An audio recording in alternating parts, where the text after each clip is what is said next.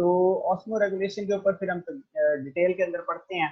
तो अब होता क्या है कि हमारा जो सेल है, आपको पता है cell has up to 90% water in it, ठीक है।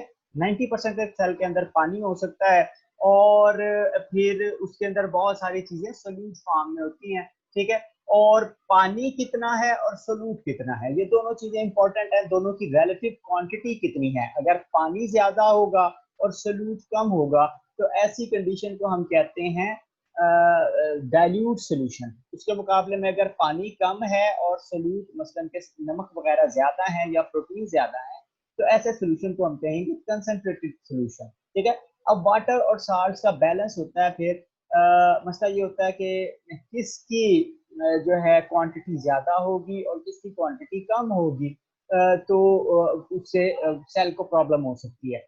तो इसलिए फिर सेल्स जो हैं वो वाटर और साल्ट के बैलेंस को मुसलसल मेंटेन रखने की कोशिश करते हैं। अब सेल से बाहर जो चीजें होती हैं, सेल से बाहर एक लिक्विड भरा हुआ होता है जिसको हम कहते हैं एक्स्ट्रा सेलुलर फ्लूइड, ठीक है। या इसको हम कह सकते हैं इंटरस्टिशियल फ्लूइड के पीछे वर्ड आया हुआ है, ठीक है। तो एक्स्ट्रा सेलुलर एनवायरनमेंट जो है सेल से बाहर की एनवायरनमेंट, मतलब आपने क्या किया, आपने धड़ाधड़ खाई छलियां, ये जो रेत में भुनी हुई छलियां होती हैं। अब वो रेत में भुनी हुई छलियां आपने खाई हैं, तो उसके बाद आपने नोट किया होगा कि आपको क्या होता है। सर एक तो मुझे प्यास लगती है, दूसरा जो है वो नमक ज्यादा नहीं हो तो बाहर जो है छिड़ जाती है। हाँ जी, बात सही है। जब आप नमकीन चीजें ज्यादा खाते हैं तो फौरन ही आपको प्यास भी लगने लगती है, ठीक है। अब होता क्या है कि आपने वो नमक खाया है, धड़ाधड़ नमक खाया, और नमक बॉडी के लिए बड़ी इंपॉर्टेंट कमोडिटी है, काम की चीज है। तो सेल्स नमक एब्जॉर्ब कर लेते हैं। लेकिन जब वो नमक एब्जॉर्ब कर लेते हैं तो क्या होता है कि सेल के अंदर जो पहले वाटर और सोल्यूट्स का, साल्ट्स का बैलेंस था, उसमें नमक ज्यादा हो गया और पानी पहले जितना ही है, लेकिन रिलेटिव क्वांटिटी जो है वो पहले की निस्बत अब कम हो गई है। तो इस वजह से फिर सेल कहता है कि भाई नमक तो मेरे पास ज्यादा आ गया है, अब मुझे पानी भी ज्यादा भेजो ताकि जितना बैलेंस पहले था उतना ही मैं अब भी कर लूं। तो उसके लिए आपकी बॉडी पानी मांगती है, और आप धड़ाधड़ पर पानी पीते हैं नमकीन चीजों की बाद। इसी वजह से आपका जो है, आपको पता होगा कि जो ब्लड प्रेशर के मरीज होते हैं उनको नमक खाने से मना किया जाता है। क्यों मना किया जाता है? इसलिए कि बॉडी उस नमक को एब्जॉर्ब कर लेती है, और फिर क्या होता है कि फिर वो बंदा वो पानी मांगती है उसकी बॉडी। जब वो बंदा पानी पीता है तो वो पानी जाता है ब्लड वेसल्स में, और ब्लड वेसल्स जो है उनके अंदर जब पानी ज्यादा हो जाता है तो उसकी वजह से प्रेशर बिल्टअप होगा। जब प्रेशर बिल्टअप होगा तो उससे फिर प्रॉब्लम होगी, ठीक है, ब्लड प्रेशर होगा ज्यादा, ठीक है। तो जब भी कोई आपने कुछ खाया है, नमक वगैरह आपके डाइट के अंदर ऐड किया है, तो उसकी वजह से फिर वो बैलेंस जो है डिस्टर्ब होता है, और बॉडी फौरन उस बैलेंस को मेंटेन करने की कोशिश करती है। अब लिविंग ऑर्गेनिज्म या सेल कैसी जगह पर रह रहे हैं, उसके एतबार से एनवायरनमेंट जो है वो तीन तरह की हो सकती है, ठीक है। इसको हम वर्ड इस्तेमाल करते हैं टॉनिक। टॉनिक का वर्ड सुना हुआ है किसी ने पहले? डेंटोनिक सुना हुआ है?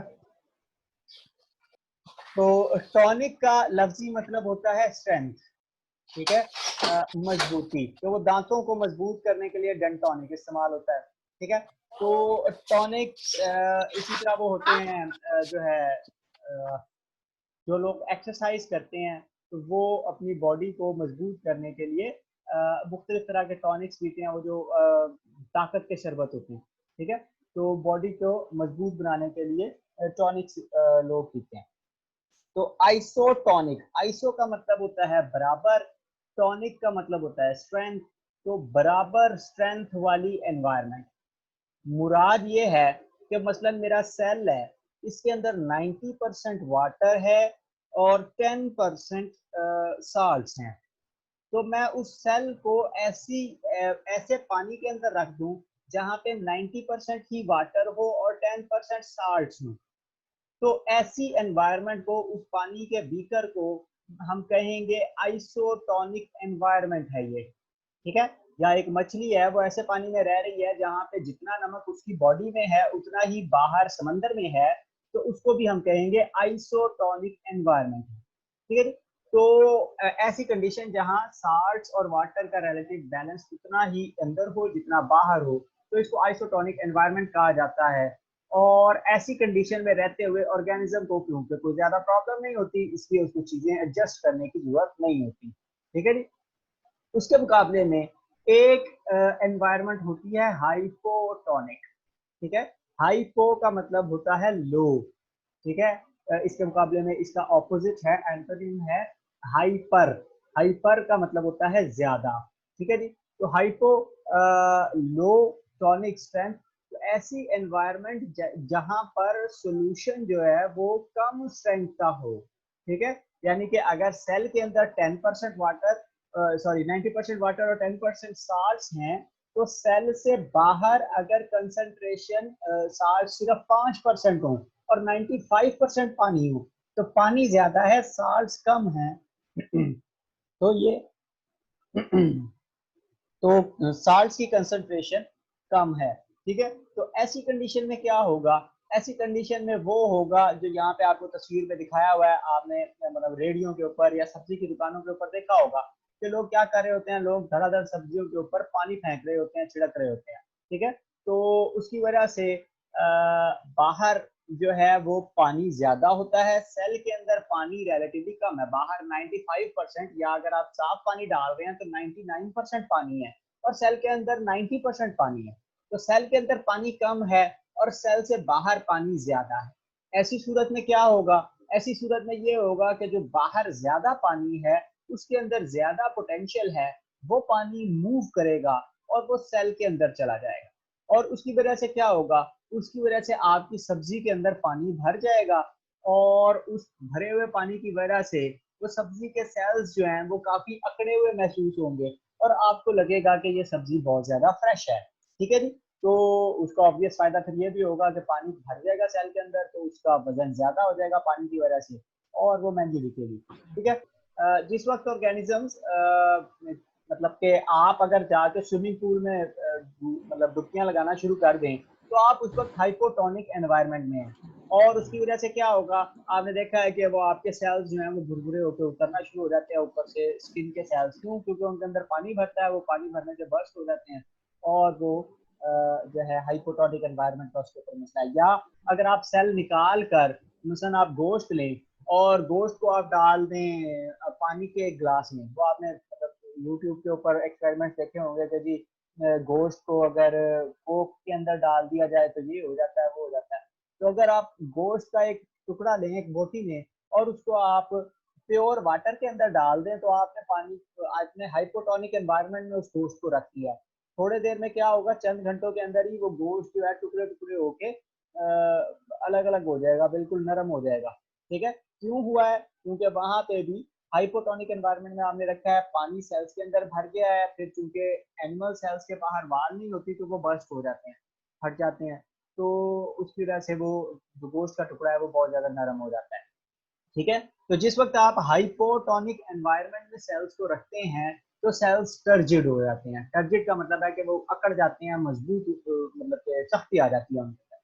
ठीक है जी। इसके मुकाबले में एक एनवायरनमेंट होती है हाइपरटोनिक एनवायरनमेंट। हाइपरटोनिक एनवायरनमेंट ऐसी एनवायरनमेंट होगी जहां पर साल्ट्स की कंसंट्रेशन ज्यादा होगी, और सॉरी, से जब एनवायरनमेंट की बात हो रही है तो आपने सिर्फ एनवायरनमेंट की कंडीशन के ऊपर ध्यान देना है, और वो कंडीशन क्या है, आइसोटोनिक में जैसा अंदर वैसा ही बाहर। हाइपोटोनिक में सेल के अंदर ज्यादा कंसंट्रेटेड, सेल से बाहर कम कंसंट्रेटेड वाटर होगा, और हाइपरटोनिक एनवायरनमेंट के अंदर जितनी सेल में कंसंट्रेशन है उससे ज्यादा कंसंट्रेटेड सॉल्यूशन एनवायरनमेंट के अंदर होगा। ठीक है, तो बाहर एनवायरनमेंट के अंदर जो सॉल्यूशन की स्ट्रेंथ है वो ज्यादा होती है, वो ज्यादा कंसंट्रेटेड सॉल्यूशन होता है, और यानी कि वहां पे नमक ज्यादा होता है। ठीक है, अब उससे होता क्या है, मैंने आपको पहले फर्स्ट ईयर के अंदर भी बताया था कि जिस जगह पर नमक ज्यादा होगा पानी हमेशा उस जगह पे जाएगा। हाइपोटोनिक एनवायरनमेंट में क्या हुआ है कि बाहर पानी के अंदर नमक नहीं है, सेल के अंदर नमक ज्यादा है। ठीक है, तो जब आपने ऊपर पानी छिड़का उसके, तो वो पानी अंदर जज्ब होता गया, सेल के अंदर जाता गया। इसी तरह यहाँ पर हाइपरटोनिक एनवायरनमेंट में क्या होगा कि ऐसा सॉल्यूशन जिसके अंदर नमक ज्यादा है तो सेल के अंदर नमक बहुत ज्यादा नहीं है, तो उसकी वजह से क्या होगा कि सेल में से नमक निकल के एनवायरनमेंट में चला जाएगा।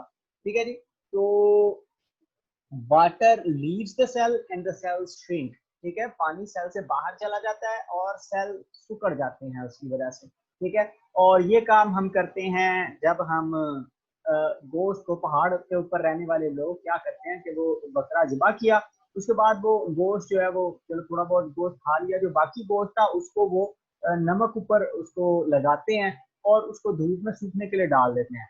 तो नमक की वजह से पानी बाहर आता है और वो जो है गोश्त सूख जाता है बिल्कुल, और फिर वो काफी अर्से तक खराब नहीं होता। या यही चीज आपने देखी हुई है, ऑब्जर्व की हुई है, जब आपने अचार बनाया होगा। अचार बनाते हुए देखा है, उसके अंदर क्या करते हैं कि वो आंबियां काट के उनको क्या करते हैं, उनको नमक लगाते हैं उनके ऊपर और एक रात उनको छोड़ देते हैं। अगली सुबह जब आप उस बर्तन के अंदर देखें जिसमें आपने वो आंबियां डाली थी, तो क्या होता है कि उसमें नीचे काफी ज्यादा पानी इकट्ठा हुआ होता है। वो पानी कहाँ से आया है? वो सेल के अंदर से पानी निकल के जो है वो बाहर जमा हो गया, क्योंकि बाहर आपने साल्ट रखे हुए थे और पानी उस तरफ जाएगा जिस तरफ साल्ट होंगे। ठीक है, फिर इसी तरह आपने अगर फ्रूट चाट बनाई हो, तो फ्रूट चाट बनाते हुए भी आपने ये ऑब्जर्व किया होगा कि आप क्या करते हैं, आप मुख्तलिफ फल लेते हैं, उनके टुकड़े करते हैं और उनके ऊपर वो चाट मसाला डाल देते हैं, कोई चीनी नमक वगैरह डालते हैं और फिर थोड़ी देर के लिए उसको अगर रख दें, तो क्या होता है कि नीचे वो जो बाउल है, उस बाउल में जिसमें आपने वो फलों के टुकड़े रखे हुए थे, पहले आपने उसमें पानी शानी ऐड नहीं किया था, लेकिन वो आधा जो है भर चुका होता है पानी से। वो पानी कहाँ से आया है? वो जो शीरा सा बन जाता है, वो एक्चुअली सेल में से पानी, क्योंकि बाहर आपने चीनी लगाई हुई है, बाहर आपने नमक लगाए हुए हैं या मसाला लगाया हुआ है, तो उनकी वजह से बाहर साल्ट ज्यादा है, अंदर साल्ट कम है, तो वो अंदर से पानी निकल कर बाहर आ जाता है और जो फल का टुकड़ा होता है वो बेचारा बिल्कुल जो है जैसे उसको निचोड़ दिया हो, बिल्कुल वो श्रिंक हो चुका होता है, अपने साइज रिड्यूस हो गया होता है। और ये एक्सपेरिमेंट आप खुद भी कर सकते हैं। एक फल का टुकड़ा लें और 3 टुकड़े लें एक ही साइज के, उनका वजन इक्वल कर लें और उसके बाद उसको प्योर वाटर में और डाइल्यूट सोल्यूशन में और कंसंट्रेटेड सोल्यूशन में डालें, तो उसमें आप देखेंगे कि क्या मतलब जो थोड़ी देर बाद जब उसका वजन करेंगे 2 घंटे बाद, तो उसका वजन पहले की निस्बत टुकड़ों का चेंज हो चुका होगा। ठीक है जी। तो अब ये होता क्या है कि लिविंग ऑर्गेनिजम्स जो है वो इन तीनों तरह की एनवायरनमेंट में हो सकते हैं। ठीक है, और इन तीनों तरह की एनवायरनमेंट के अपने अपने प्रॉब्लम्स हैं। ठीक है, हमने बात की कि हाइपोटोनिक एनवायरनमेंट में जब सेल को रखा जाता है तो सेल टर्जिड हो जाते हैं। जैसे यहाँ पे आपको ये प्लांट सेल दिखाया हुआ है, तो प्लांट सेल टर्जिड हो गया, इसके बाहर एक सेल वॉल है जो इसको मजीद मजीद फूलने तो नहीं देगी, लेकिन सेल के अंदर पानी ज्यादा हो जाएगा। जब सेल के अंदर पानी ज्यादा हो जाएगा तो उसके नॉर्मल फंक्शंस जो हैं वो जरा डिस्टर्ब हो जाएंगे, पहले जरा और हिसाब से हो रहे थे, अब वो सोल्यूशन डाइल्यूट हो गया है, तो वो उतना अच्छा तरह काम नहीं करेंगे। उसके मुकाबले में अगर एनिमल सेल है, तो एनिमल सेल के बाहर दीवार कोई नहीं है। जब सेल के बाहर दीवार कोई नहीं है, तो उसकी वजह से क्या होगा, जब उसको ज्यादा हाइपोटोनिक एनवायरनमेंट में आप रखेंगे तो वो उस पानी उसके अंदर भरता जाएगा भरता जाएगा भरता जाएगा और अल्टीमेटली वो सेल बर्स्ट हो जाएगा और उसकी डेथ हो जाएगी। इसी तरह जब आइसोटोनिक एनवायरनमेंट में रखा जाए, तो आइसोटोनिक एनवायरनमेंट में दोनों सेल्स को कोई प्रॉब्लम नहीं होती, जैसी कंडीशंस बाहर हैं वैसी कंडीशन अंदर हैं। अगर कोई पानी अंदर आ जाता है तो उतना ही पानी बाहर निकल जाता है, कोई खास प्रॉब्लम नहीं होती, सेल की कंडीशंस मेंटेन रहती हैं, सुकून की जिंदगी है। उसके मुकाबले में अगर हाइपरटोनिक एनवायरनमेंट में आप रखें, तो हाइपरटोनिक एनवायरनमेंट में सेल्स क्या होता है, बाहर साल्ट ज्यादा है तो सेल के अंदर से पानी निकल के बाहर जाता है और उसकी वजह से सेल बेचारा श्रिंक हो जाता है बिल्कुल। और प्लांट सेल्स के अंदर देखें तो प्लांट सेल के अंदर भी क्योंकि बाहर जो है वो दीवार है, तो ओवरऑल सेल की शेप तो चेंज नहीं होती।